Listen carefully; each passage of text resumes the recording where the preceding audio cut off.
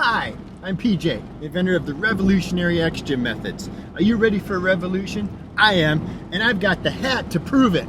Revolution!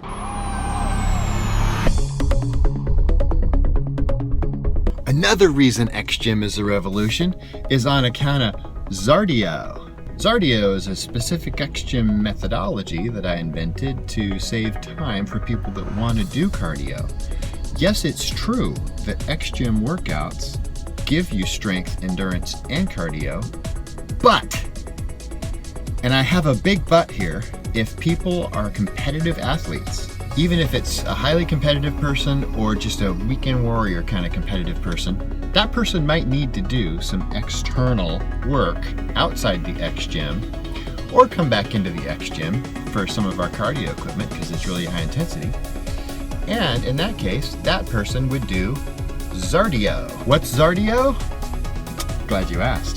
Xardio is interval training, and you may or may not be familiar with Tabata intervals, where you do a warm-up, 5 minutes or so, and then you do a 20-second sprint interval, and then a 10-second rest interval, then a 20-second sprint interval, 10-second rest interval, those 30-second cycles 8 times, and then you do a cool down. That's an awesome methodology. The problem with it is people pace themselves unconsciously. Even if they don't think they're pacing, they're pacing. And the reason they're pacing is because they know what's ahead. The intervals are all the same. And there are some few elite athletes that have the mental strength to cram through it and do all 8 intervals at full speed. By the way, full speed will slow down even for an elite athlete, but it's 100% effort that matters. Same with Xardio. The difference is, with Xardio, we start with a really long interval, and then every cycle, the intervals get shorter. So for the brain, there's light at the end of the tunnel, and the brain knows that it's getting easier as you go. And so that's what makes it possible to be able to push 100% on each interval. With Xardio, the first interval is 25 seconds, which is a really long sprint. And then the rest is only 5 seconds. Oh, it's a really short sprint. The next interval is 24 seconds, and the rest is 6 seconds.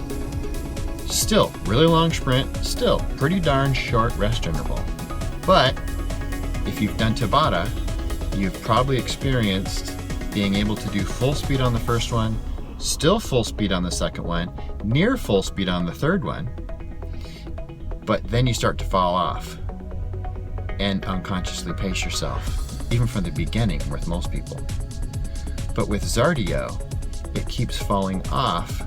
The sprint interval gets shorter by 1 second every time, and the rest interval gets longer by 1 second every time, which makes it really easy to use a second hand, because you just start on the 12 or the 6 or the 15 or whatever you want to start on, and you're going for 1 second less every sprint interval and 1 second more every rest interval. Now, the cool thing about this one is the cool down is built in, because you can go as long as you want, as many intervals as you want, and then the longer you go, the easier it gets until when you're done, you're cooled down. So if you do 7 segments, then it would look like this. 25, 24 is the next sprint interval, 23, 22, 21, 20, 19, then you're done. Of course, at 19, the last interval, the rest is going to be 11 seconds. So now you're actually easier than a typical Tabata routine. And mentally, it's easier to swallow, even though you've put in more work total if you add all the sprint intervals together. So you're getting more work in with an easier mental bite to chew.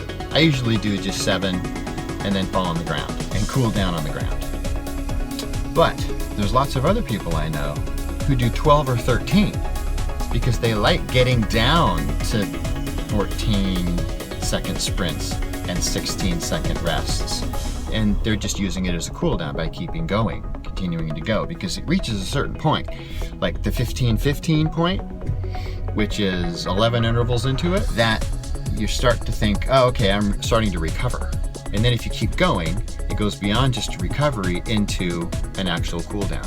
So here's a little table that shows you how long you go, and the longer you go, how much that changes. But from 7 segments up until 14 or 15 segments, if you want that cool down built in, it's pretty amazing. And the last thing is, I would recommend a warm up, because you don't want to go full out, all out sprint, top speed on that first interval without some sort of way to increase your muscle temperature to reduce the chances of injury. This is especially true if you're out running outside, which I actually wouldn't recommend, because when you're doing sprints with your own body, it's likely that you're going to pull a hamstring or a hip flexor, and unless you're a trained sprinter, not advised. My favorite way to do Xardio is on an upright bike or a recumbent bike, but here's another way that you may not have thought about.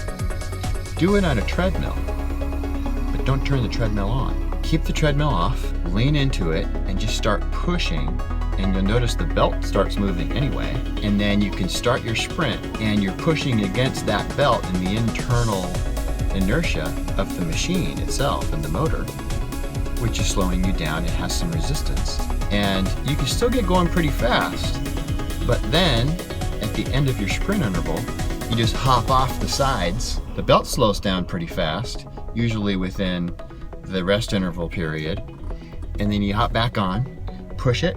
So it's more work for you. It's less fast for the treadmill. It automatically adjusts every time to your own fatigue level and your own speed, and it's safer, and it saves electricity. So try some Xardio and subscribe. You click the little logo down there in the corner and subscribe to the Xgym channel, and get lots of other great content and tips like this that you can use at the gym and at home and on vacation and wherever and whenever to get fitter and healthier and leaner and awesomer.